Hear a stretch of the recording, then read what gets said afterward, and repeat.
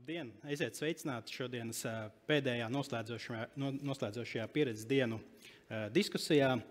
Mūsu tēma - uzņēmums, saules parks, neatkarība, atbildība vai biznesa iespēja. Enerģētika noteikti pēdējos gadus ir bijusi mūsu katra ikdienas dienas kārtībā, gan pieejamības, gan cenu jautājumā. Nenoliedzam arī enerģētika un enerģijas pieejamība ir viens no stūrakmeņiem valsts un sabiedrības labklājības līmenī, kā arī valsts konkurētspējā ar pārējiem partneriem. Pēdējie gadi ir pierādījuši, ka neatkarība ir ļoti būtiska un paļaušanās uz ārējiem resursiem var būt ļoti apgrūtinoša, jeb izaicinoša. Un tieši šo visu rezultātu ietekmē pēdējos gadus ir aktualizējušies vietējie enerģētikas projekti, to attīstību un ieviešana. Un viens no tiem segmentiem ir saules paneļi gan pašu, gan patēriņam, gan arī komerciāliem nolūkiem. Tātad es īsumā pastāstīšu mazliet par elektroenerģijas tirgus iezīmēm Latvijā un specifiskāk par saules paneļiem. Un noslēgumā mums būs saruna ar nozares pārstāvjiem, ar kuriem tad mēs izrunāsim, kādi ir izaicinājumi, kādas ir iespējas tieši saules paneļu sektorā. Kas tad varbūt īsumā, ar ko mēs saprotam saules parkus? Tos varētu iedalīt trijos segmentos. Komerciāla rakstura saules parki, kas ir lieli, konkrēti kā biznesa projekti, lielas elektrostacijas ar lielām platībām un arī salīdzinoši lielām investīcijām. Otrs segments ir pašpatēriņa, bet vidēja izmēra parki, kas noteikti ir aktuālāki dažādiem uzņēmumiem, kur viņi integrē šos saules parkus savā enerģētikas bilancē un tādējādi aizvieto daļu no savu patēriņa no tīkla. Un pēdējais segments noteikti ir mikroģeneratori, kas ir pieejams plašam sabiedrības slānim un mājsaimniecībām pamatā.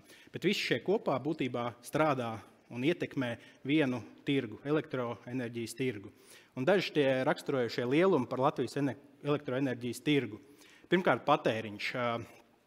Līdzšinējais patēriņš Latvijā ir bijis, varētu teikt, tā salīdzinoši stagnējošs. Tas ir viens no mazākajiem Baltijā, veido knapi 1/4 no Baltijas kopējā patēriņa, un tās ir aptuveni 7,5 terawatstundas gadā, kas kopā tīklā ir nepieciešams. No šī patēriņa 2/3 ir tās, ko patērē juridiskas personas, organizācijas, tātad tiešā mērā ietekmējot šo tirgus dalībnieku konkurētspēju globālajos tirgos. Būtiski, ka ir pozitīvs skats uz nākotni, ko dažādi ārējie pētījumi paredz, kur tie galvenie veicinošie faktori ir sagaidāmais Eiropas zaļais kurs, elektrifikācija, vietējo resursu papildināšana un pašpietiekamības nodrošināšana, kā arī fosīlo resursu aizstāšana. Otrs būtiskais raksturojošais lielums ir ražošana. Un šeit noteikti jāpiemina, ka tie līdzšinējie stūrakmeņi Latvijas ražošanas portfelī ir ūdens un dabasgāze. Ūdens noteikti ir pozitīvi sagaidāms un vērtējams kā atjaunojamais resurs un vietējais. Savukārt dabasgāze, lai arī fosīlais un importēts, ar ko noteikti pēdējos gados ir tas lielākais izaicinājums elektroenerģijas sektoram, tomēr Latvijā kā papildus siltuma avots un tai skaitā arī teiksim tā, labākais no fosīliem pieejamiem resursiem, viņš lieliski papildina līdzšinējo ūdens ražošanas bilanci. Vienlaicīgi ilgtermiņā, kā jau minēju, šī atkarība no ārējiem piegādēm un resursiem noteikti rada izaicinājums. Tātad teorētiskā pašpietiekamība Latvijā ir pat 60 līdz 100% atkarībā no gada, bet šī var būt ļoti mānīga pozīcija, ņemot vērā šo sezonālo atšķirību. Grafikā apakšā pa labi redzams, ka ūdens kopā ar dabasgāzi viņi ļoti veiksmīgi un lieliski spēja nodrošināt un nosegt Latvijas patēriņu ziemas un pavasara periodos, kad ir pali un siltums. Vienlaicīgi vasara un rudens ir noteikti izaicinošāki laiki, kad šie resursi nespēja nodrošināt šo vietējo patēriņu. Turklāt no vietējā ražotā pēdējos 10 gadus vidēji 40% nāk no dabasgāzes, kas atkal atsauc uz šo importēto resursu. Būtiski, ka pēdējos gados dabasgāzes samazinās vienlaicīgi. Tas nozīmē, ka mūsu vietējā pašpietiekamība arī ir zemāka nekā iepriekšējos gados. Trešais raksturojošais elektroenerģijas lielums ir noteikti rezultāts šim patēriņa un ražošanas mijiedarbībai, tātad cenas. Ko mēs Latvijā redzam, ka ir samērā liela nenoteiktība, ja vietējie ražošanas apjomi arī ir nenoteikti. Un tas ir tas, uz ko es atsaucos jau iepriekš, ūdens ražošana, kas var būt sezonāli ļoti laba, bet atsevišķos periodos netik laba. Un tieši tas pats attiecas uz citiem atjaunojamo resursu avotiem, kā saule un vējš. Būtiski, ka Latvijā un Baltijā un reģionā kopumā viens no gala cenu noteicējiem joprojām ir dabasgāze, kas arī ir rezultāts tam, kāpēc ir bijušas ļoti straujas un lielas svārstības cenām pēdējos gados. Šobrīd cenas varētu teikt, ka ir stabilizējušās, bet tās ir augstākos līmeņos nekā tās bija pirms, sauksim viņas, enerģētiskās krīzes.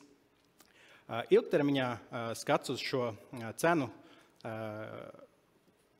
pozīciju ir, ka viņas turpinās samazināties, bet šeit ir noteikti vairāk priekšnosacījumi, kam ir jāizpildās.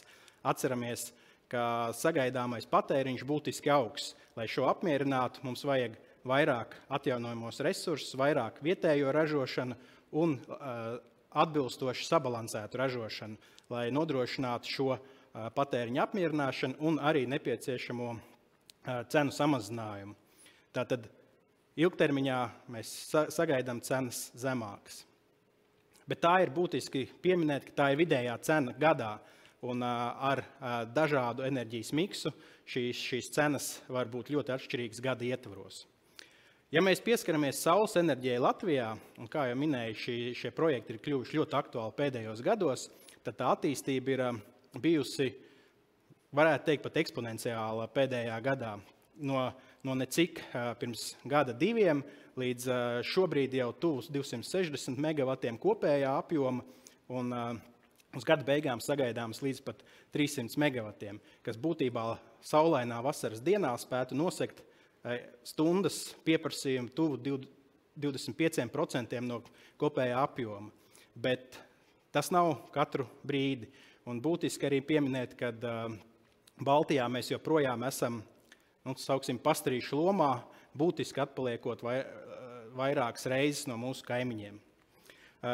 Kas tad lācītim var būt vēderā, pirms mēs ejam pie diskusijas? Tātad šeit varbūt es ieskicēju, kā saules elektrostacija izstāsta teorijā. Ražošanas sadalījums pa mēnešiem un pa stundām, visi ļoti jauki, vairāk un daudz vasarā, mazāk ziemā, pa dienu loģiski un pa nakti praktiski nekas. Varētu teikt, ka vienkārši prognozējams un integrējams ražošanas resursi mūsu ikdienā. Bet dzīvē tā bilde ir mazliet savādāk. Un šeit es izvilku no savas paša mazās saules elektrostacijas, ja mikroģeneratoru uz savu jumta, kā tad izskatās saules ražošanas apjomi vienas nedēļas ietvarā. Kā mēs redzam, pirmdiena ir ļoti skaista un saulaina un ražošanas apjomi ir lieli. Svētdiena jau praktiski nav vairs ražošanas apjoma. Un šis ir attiecināms ne tikai dienu ietvaros, bet arī tāpat tās mēneši no mēneša atšķirās, gads no gada var būt atšķirīgi. Un šis būtiski ņemot vērā šos te plānošanu, vienalga vai tas ir komerciāls saules parks, vienalga vai tas ir pašpatēriņiem uzņēmumiem, kāds ir patēriņa profils, kāds ir sagaidāmais ražošanas profils un kā viņus sabalansēt. Un vienlaicīgi paturot prātā, ka noteikti ar vienu nevarēs nosegt visu vajadzību un visā periodā. Un pirms mēs ejam pie diskusijas, tad tas īsais kopsavilkums, kā tad ir ar saules enerģijas ražošanu stiprajām un vājām pusēm. Viennozīmīgi saules enerģija ir atjaunojamais enerģijas resurss, tā ir pieejama tehnoloģija un plaši izplatīta, konkurētspējīga uzstādīšana, tā būtu vietējā ražošana un salīdzinoši vienkārši un arī ātri ieviešana salīdzinājumā noteikti ar citiem atjaunojumiem resursiem.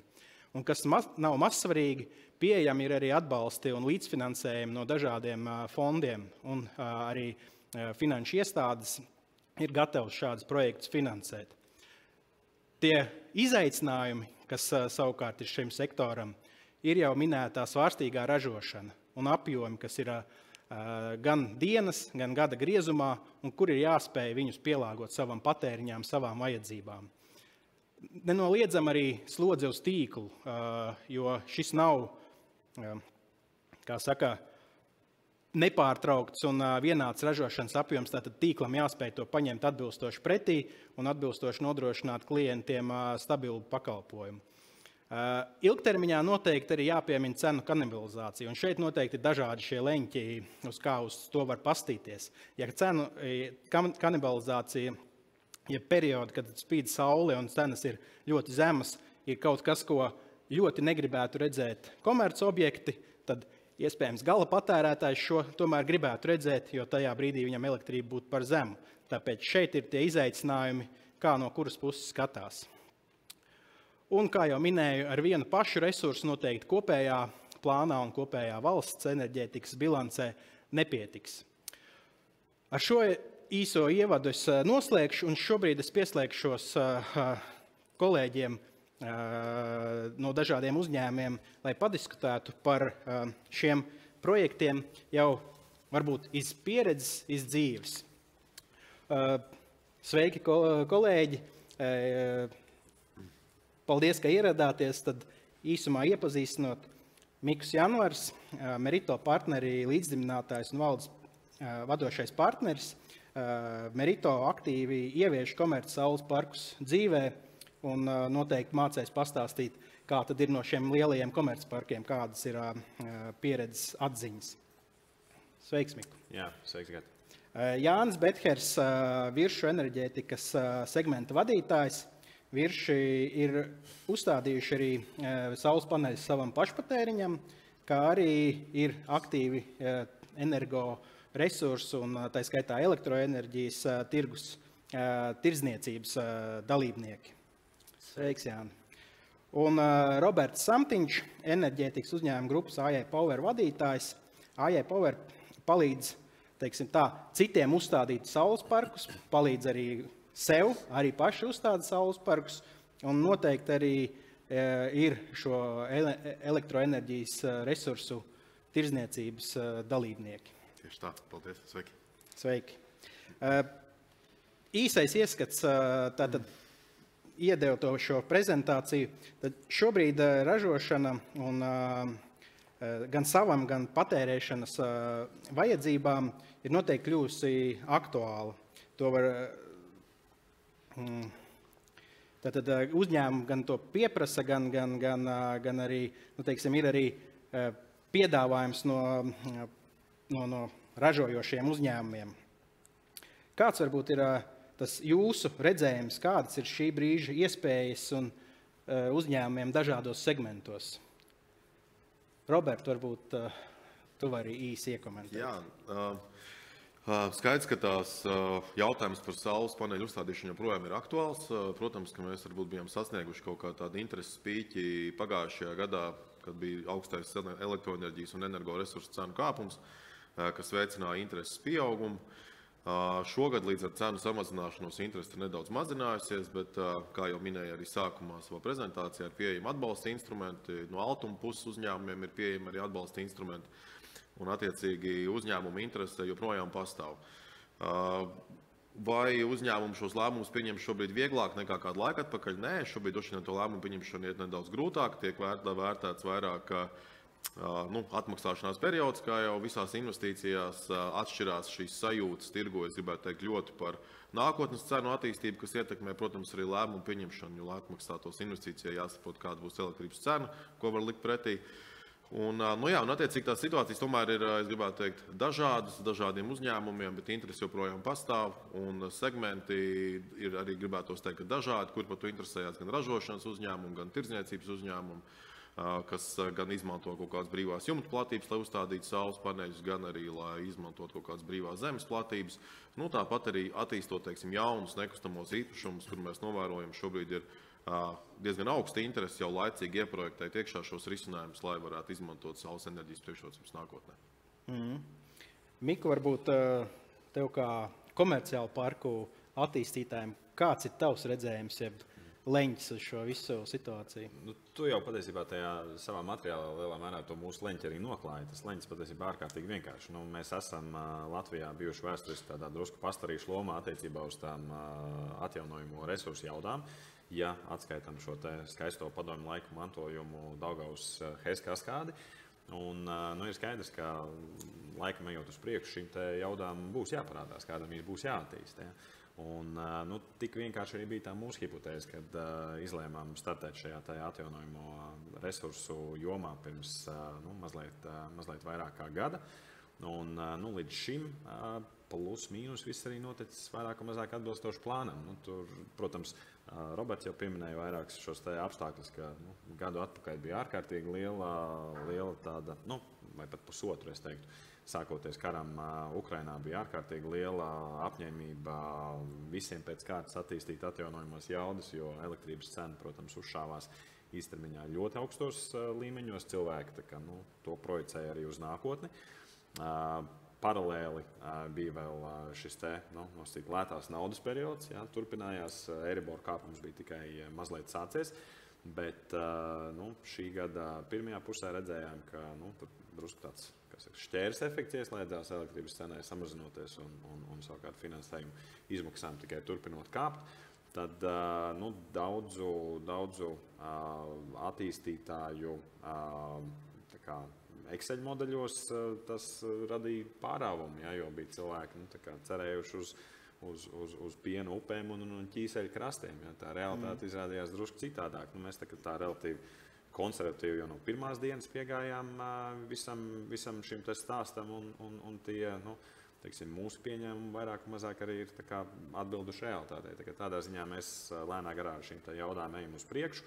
Jo struktūrāli pilnīgi piekrīt tam, ka tas pieprasījums pēc papildus atjaunojumu resursu jaudām tostarp saules noteikti vēl ir krietni liels. Vai šobrīd ir jau iezīmējies kaut kāds profils, kas uzņēmumiem, kuri uzstāda paši, Roberts, vai varbūt Mikum, kas gribētu pirkt no jums tiešā veidā enerģiju vai tāda? Mums ir pieredzē, mums ir šobrīd 2 projekti, kur mēs esam realizējuši, kur elektroenerģija no mūsu uzstādītā saules parks pieder mums, bet mēs pārdodam elektroenerģiju ilgtermiņā klientam. Viens ir salīdzinoši neliels, tie 250 kW, otrs ir liels, tas ir pie Švenka rūpnīcas, tur ir vairāk kā 5 MW. Un, interesi pastāv, bet jāsaka tā, ka vismaz šobrīd man liekas, kaut kur tā problēma nedaudz veidojās, ka tirgu ir dažādas izpratnes par nākotnes cenu attīstību. Jo daudzi uzņēmēji un uzņēmumi redz, ka nākotnē cenām ir jāsamazinās, arī tavs grafiks rādīt, cenas kritīsies, viņi skatās šo prezentāciju, skatās ilgtermiņa cenu 40 eiro megawatstundā, pirms kam man uzstādīt saules paneļus, es pirkšu par lētu elektrību, lai kāds cits uzstāda šos saules paneļus. Un tad veidojās bišķi tāda paradoxāla situācija. Visi gaida lētu elektrību, jo būs ļoti daudz saules paneļu, bet tāpēc viens neuzstāda saules paneļus un elektrības cena nekrītās. Savā ziņā tā ir priekšrocība visiem pārējiem, kas dara kā mums, jo uzstādīs tikai neliels skaits beigās, tad cena nekritīsies un iegūs tie, kas būs uzstādījuši. Jā, Gati, tu jau pats arī rādīji to, kā izskatās saules izstrādes profils dienas un gada griezumā, tāpēc šeit ir diezgan liels izaicinājums, pie kā visi tirgotāji, Roberts jau to minēja, strādā, lai savestu kopā ražotāju ar gala patērētāju. Un šeit noteikti arī gala patērētājiem būs nedaudz jāmainās un jāpielāgojās, lai radītu šo te satikšanās punktu, kad iespējams tā ir garantēta cena no saules parka, bet patērētājiem tikai vasarā un dienas vidū, vai tikai vasaras mēnešos. Un pārējā laikā tas būtu jākombinē no citiem ražotājiem. Tā ka šeit es domāju, ka būs interesanti piedāvājumi tirgu, bet tie visticamāk neatbildīs tam, kā šobrīd fiksētas cenas tiek veidotas Latvijā. Par to pielāgošanos, ja vēl var pieminēt. Es domāju, arī viennozīmīgi pašiem attīstītājiem būs jāpielāgojas to jaudu, jo teiksim, kaut kādiem hibrīdu parku modeļiem šie ražošanas profili ir pilnīgi citi, kur teiksim, ir saule kopā ar vēju vai teiksim, saule kopā ar kādām uzkrāšanas jaudām. Un tagad jau arī tādā valstiskā līmenī šķiet tā debata vairāk virzās tajā virzienā, ka teiksim, tur tādas tīri plikās saules, vai pat arī tīri plikās vēja jaudas jau nav tās, kuras tur tādā ilgākā termiņā valsts enerģētikas politikas veidotāji gribētu redzēt. Jāni, jums kā virsgrupas pārstāvjiem, kas uzsādījuši savus patēriņa jaudas un pašpatēriņu, un arī būtībā ir šī viens no virzieniem elektrotirdzniecība. Tu jau minēji šos izaicinājumus, bet vai tu vēl redzi šos mijiedarbības kaut kādus punktus starp ražotāju, patērētāju? Kāda tavuprāt ir šī brīža izaicinājuma un iespējas vēl bez tā, ko tu jau minēji, varbūt par to profilu salāgošanu? Jā, īsi ieskicējot, mēs ceļu saules apgūšanas jomā sākām 21. gada sākumā. Bet paspējām pirms tā cenu kāpuma, tā ka var teikt, ka mēs lielā mērā esam izbaudījuši to, ka cenas bijušas augstas, tātad atdeva šīm investīcijām bijusi gana laba. Un šobrīd mēs esam 33 objektos visā Latvijā, savos objektos uzstādījuši kopumā nedaudz vairāk nekā 500 kW lielu jaudu, kas tad, kad mēs sākām un likām šo plānu kopā, tad mēs būtu bijuši tam lielākais ražotājs, visticamāk. Šobrīd ir vairāk desmiti lielāku ražotāju nekā mūsu kopējā jauda. Mēs šobrīd ticam un mēs plānojam turpināt jaudu palielināšanu, jo mēs to liekam pašpatēriņam un mēs ņemam atmaksāšanās modelī vērā arī to, ka šobrīd pie esošā sadales tīkla tarifa mēs papildus 40 eiro megawatstundā iegūstam salīdzinājumā ar, teiksim, brīvi stāvošu parku, kas visu elektroenerģiju pārdod tīklā.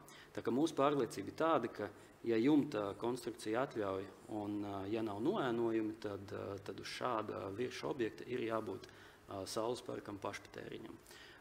Jā, tā sinerģija ražošanai, tirdzniecībai, primāri mēs redzam, ka saulē jākalpo pašpatēriņam, un tad ir šie sarežģītie salāgošanas darbi, kas vēl turpinās un ka nozarei ir jāattīstās. Pēdējā gada laikā, kad šī aktualitāte, protams, ir nonākusi mūsu dienas kārtībā, viens no tiem izaicinājumiem noteikti ir sadales tīkla, augstsprieguma tīkla, tā kā jaudu pieejamība un noteikti arī izmaksas. Vai šis ir plaši izskanējis mīts, vai tiešām šis ir varbūt apstākļus, kas jāņem vērā katram, vienalga, vai tas pašpatēriņa vai komercobjekts, teiksim, projekta realizācijā un arī ilgtermiņa varbūt izmaksu atdevas plānošanā? Kāds jūsu redzējums par šo? Mika, ir kāda pozīcija, viedoklis? Vērā jau, protams, ka jāņem, jo, ja to jaudu nav, tad viņu nav tur tajā konkrētajā vietā. Ja, bez tā jau tā, kā, teiksim, daļa no... Es esmu finansists, bet, teiksim, mums komandā ir enerģētiķi, un enerģētiķi saka, ok, jūs zīmējat savus plānus, bet es pateikšu, kā tas strādā vai nestrādā no fizikas viedokļa. Ja? Tad, attiecīgi, ja to jauda nav, tad viņu nav. Ja? Bet kopumā tādā drusku lielākā bildē skatoties, man liekas, tirgus kontekstā kā tādā, drusku jau tas tāds uzpūsts mīts, ja, ka viss ir pierezervēts un tagad mums Latvijā būs tur gigavatiem jaunās reālās jaudas. Mums tā kā iekšienē mēs varbūt tā, dēvējam tādu, mums ir tāda kategorija kā tur papīra attīstītāji, ja,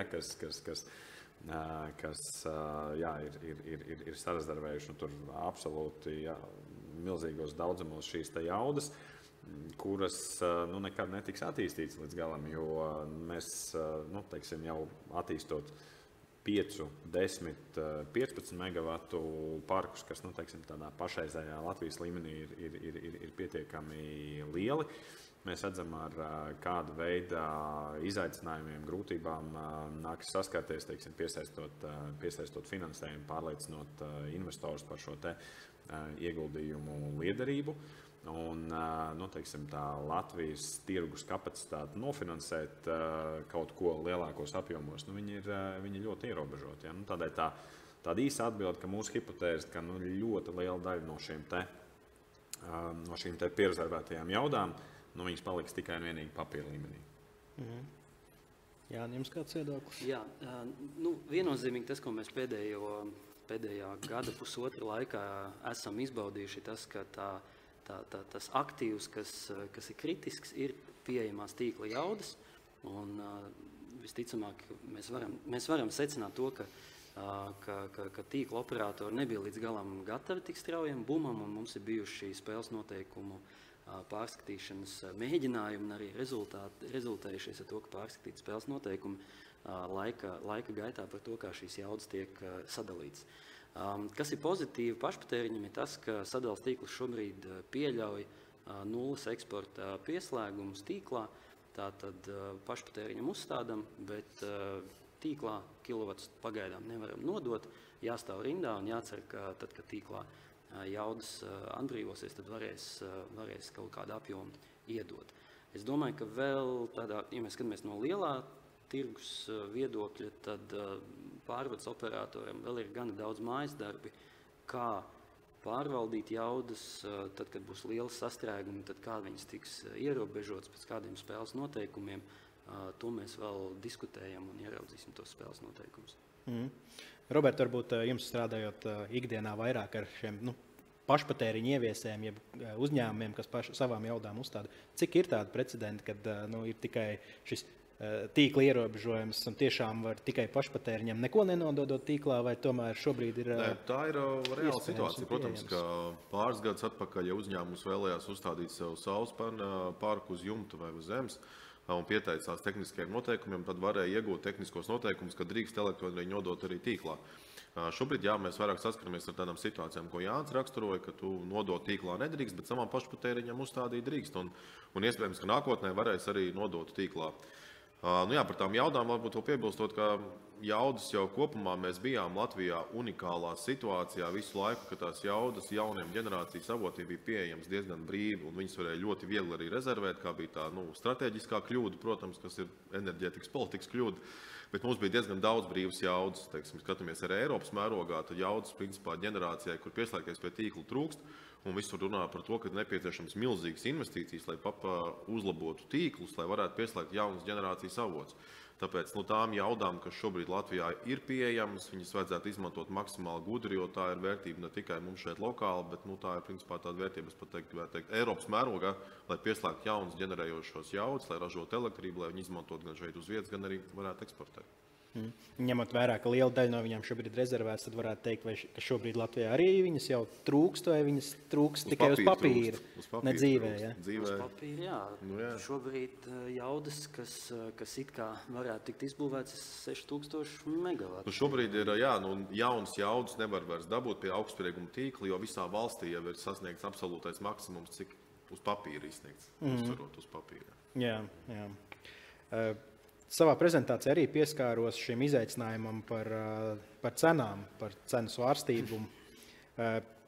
Kā jūsuprāt būtu jāveido šī cenu politika vienalga gan ražotājiem, gan arī uzņēmumam, varbūt, kurš domā šobrīd par to, ko darīt, no kā pirkt, vai cenu svārstības ir labas, vai tomēr ilgtermiņā būtu jādomā par fiksētām cenām? Es vienmēr esmu aizstāvējis viedokli, ka vajag šos riskus dalīt. Ka, ja uzņēmums, tas ir iespējams, ka vajag dalīt šos riskus. Protams, ja uzņēmuma izmaksas elektroenerģijā ir salīdzinoši mazas, tad var pirkt par spot cenu, un tad tā cena būs vienu mēnesi augstāka, otru zemāka, tad tas neradīs uzņēmumam finanšu grūtības kaut kādās riska modeļos, tad var pirkt par spot cenu. Bet jebkurā gadījumā daļēji cenas fiksācija vienmēr ir atbalstāma, un to var gan fiksēt, izmantojot konkrētus produktus no elektrības tirgotājiem, kas piedāvā daļējas cenu fiksācijas, gan arī viens no veidiem, kā daļēji fiksēt cenu, protams, ir pašu ģenerācija vai šie saules paneļi, kur izmazam par daļu, būs drošības, saules paneļi jau būs atmaksājušies, un principā, rupi sakot, būs bezmaksas elektrība ar to brīdi, ja uzņēmumu pieejam. Tā kā, es teiktu, ka daļēji cenas fiksācija. Jā, ir ļoti grūti viennozīmīgi atbildēt, vai cenas kritīsies strauji vai lēnām, bet tas, ko mēs varbūt kāps. Tas, par ko mēs, es domāju, visi varētu vienoties, tas, ka cenas būs daudz svārstīgākas nekā mēs esam ieraduši, un tas nozīmē, ka ir jābūt izpratnei uzņēmumos, kā viņi ar šo cenu risku spēlēsies un kā viņi to pārvaldīs.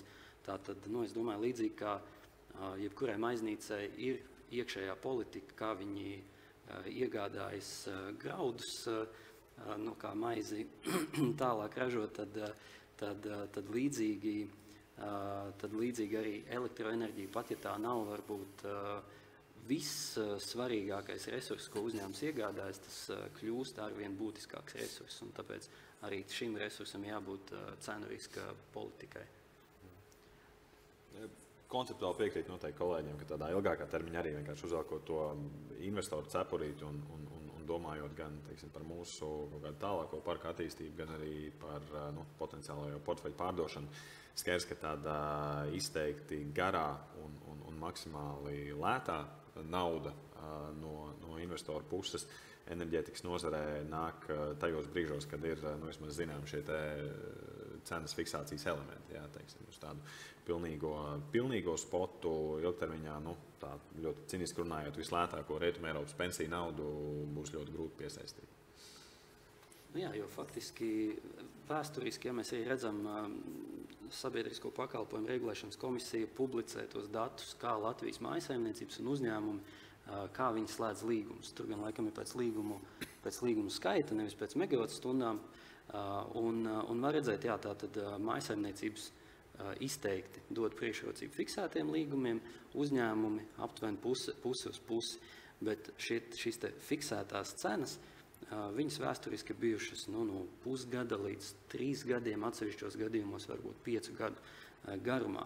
Savukārt, ja mēs domājam par saules un vēja parku attīstītājiem, tad tie līgumi jau ir 5+ gadi, kas ir nepieciešami, lai piesaistītu veiksmīgu finansējumu. Un tā arī būs tāda vēl viena izmaiņa, ar ko noteikti uzņēmējiem ir jātiek mentāli gataviem, vai es esmu gatavs iegādāties un garantēt iepirkuma cenu tik ilgā periodā. Un šeit parādās tas, ka iespējams nav jāsaka all-in ejam uz fiksētām cenām, bet tātad šī daļējā fiksācija arī, ko Roberts pieminēja, un tā var notikt ilgākā periodā, ka, puse no plānotā patēriņā vai trešdaļa vai 3/4 tad tiek nofiksēta un atlikušais vai tiek fiksēts vēlāk, vai tiek iepirkts par biržas cenu. Pieskārāmies tēmai arī par energo neatkarību. Šeit varbūt īss komentārs no katra par to, kas varbūt gan uzņēmumu, gan tādā valstiskā līmenī būtu šobrīd aktuāls Latvijas situācijā un kas varbūt būtu jāuzlabo, lai šo vietējo energo neatkarību veicinātu, turpinātu attīstīt. Man liekas, tas pamatprincips ir vienkārši katrs kilovats, ko mēs saražojam paši energoresursu, nav jāimportē. Un to var skatīties gan mikro līmenī, gan makro līmenī. Attiecīgi mikro līmenī, ja uzņēmums vai mājsaimniecība pats saražo elektrību, viņiem nav jāpērk no tīkla. Ja valsts saražo pati elektroenerģiju, tad ir jāpērk mazāk elektroenerģiju no ārpus. Un šobrīd es gribētu teikt arī, ka jo mēs vairāk paši saražosim elektrību, mums mazāk būs arī dabas gāzi jāimportē, jo šobrīd jau tajos brīžos, kad trūkst, tā kā bija tavā prezentācijā, kad trūkst elektrību, mēs izmantojam dabas gāzi, lai nosaktu šo iztrūkumu, ražojot elektrību. Tāpēc, jebkurā gadījumā papildus jaunu ģenerējušo jaudu attīstību ir nepieciešama gan Latvijā, gan droši vien mikro, gan makro līmenī. Un, vai jautājums, vai kādai būtu jābūt valsts politikai, tad droši vien mums tā diskusija ļoti gara aizies. Es domāju, ka mēs diezgan strauji būsim neto eksportētāji, ja mēs skatāmies gada bilanci, bet skaidrs, ka stundu, dienu un mēnešu griezumā mēs vēl joprojām importēsim elektroenerģiju arī atsevišķos mēnešos. Un tāpēc, tātad domāt par uzkrājošajām jaudām, es domāju, ka ir ļoti būtiski, lai tos zemos cenu, lai izskaustu ļoti zemas stundas un nepieļautu ļoti, ļoti dārgas stundas.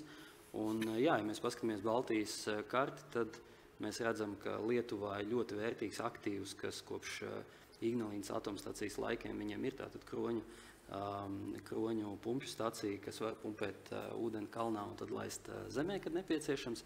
Igaunijā ir pat 2 projekti, kas ir agrīnā attīstības stadijā, bet viņi par to ļoti nopietni diskutē, kāds regulējums ir nepieciešams, vidas ietekme un tā tālāk. Jā, mēs varam iet silīcija vai kādu citu materiālu bateriju ceļu.